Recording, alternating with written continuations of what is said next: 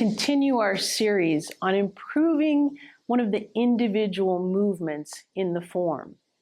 And by really focusing on an individual movement and learning how to apply the underlying principles to that movement, we can improve the flow of the form, which in turn will improve that benefit of relaxation and stress relief to you as the Tai Chi practitioner.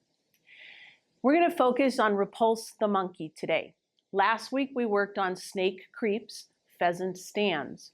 Repulse the Monkey isn't nearly as difficult for most people as snake creeps, but there's still a lot to learn in applying those underlying principles. So I'm going to step back just a little bit and let's review what Repulse the Monkey looks like. You're walking backwards and bringing that ball of energy. It's big, and then we compress it down because this is the point at which we get rid of our opponent, right?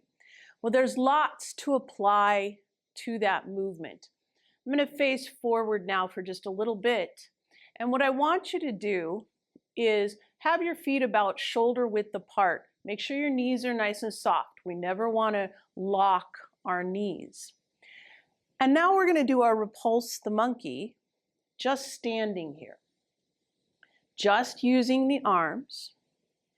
And I want to talk a little bit about softening your angles in the movement Repulse the Monkey. And when I talk about softening the angles, there's a few that I'm referring to. You don't have to bring your arm up and over like this. I don't want you to, in fact. I want it to be a more relaxing movement for you.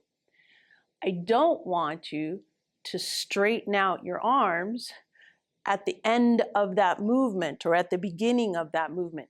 Notice what happens when I lock my elbows like this. My shoulders go up and there's all kinds of tension in that. When I drop my elbows, notice that my shoulders also drop. There's a much more relaxed posture when you have this rounded angle in your arm.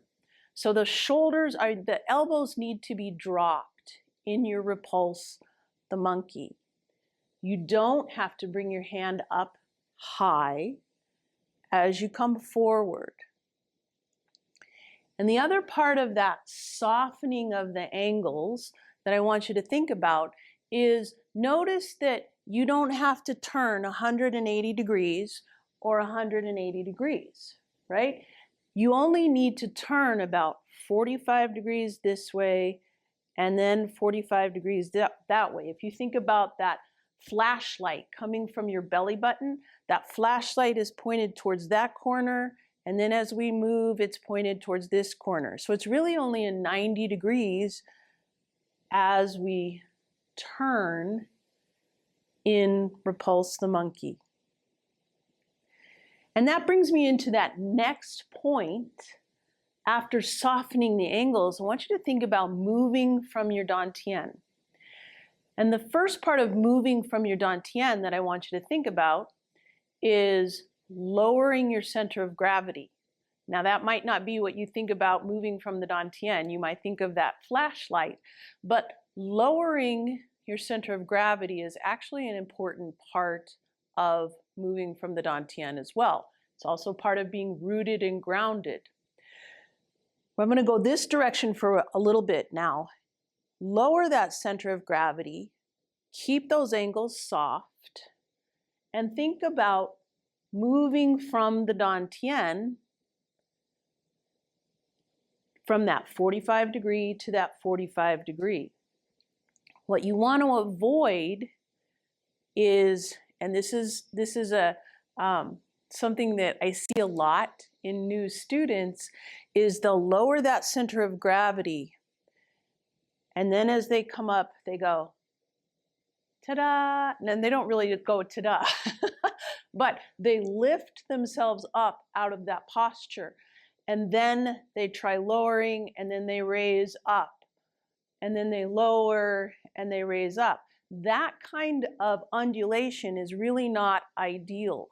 What you want to do is keep that center of gravity low, keep your head level. Don't let it pop up and down. So let's try that going backwards here. If you bring your left foot forward, your right foot is back. Notice again, my ankles are soft. I don't have my arms open like this. I'm more at that 45 degree. My elbows are dropped. Now I'm going to bring it back and I'm going to keep my head level. Notice now I'm about 45 degrees this way. Come back again. We'll do one more step. So let's practice that one more time. And again, think about that very soft moving from the Dantian. First, you've lowered your center of gravity. You keep it low.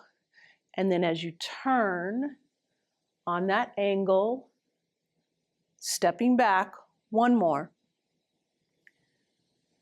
That keeps it nice and soft, keeps your center of gravity low, so it keeps you rooted and grounded as well. But one of the most important principles to apply to Repulse the Monkey is substantial and insubstantial. Again, I'm going to start this direction. The first motion in that movement is really bringing your weight back to this back leg. Now, I'm not leaning back with my shoulders. I'm keeping my columns intact. I'm bringing my substantial leg back to this right leg, so my left is insubstantial. Because then I can lift and turn.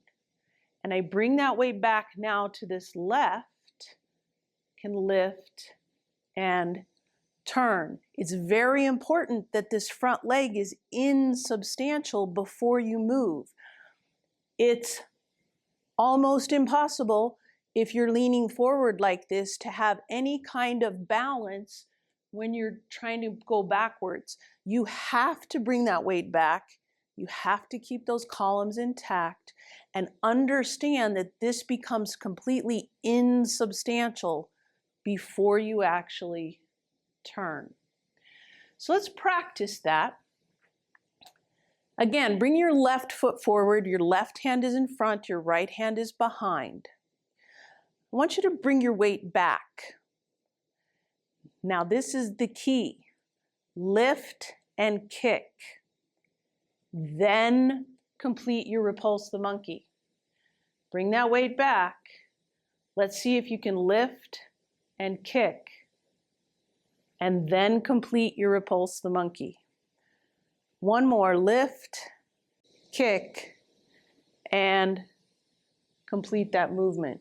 This is a great exercise to really make sure you're understanding and applying that substantial and insubstantial for this movement.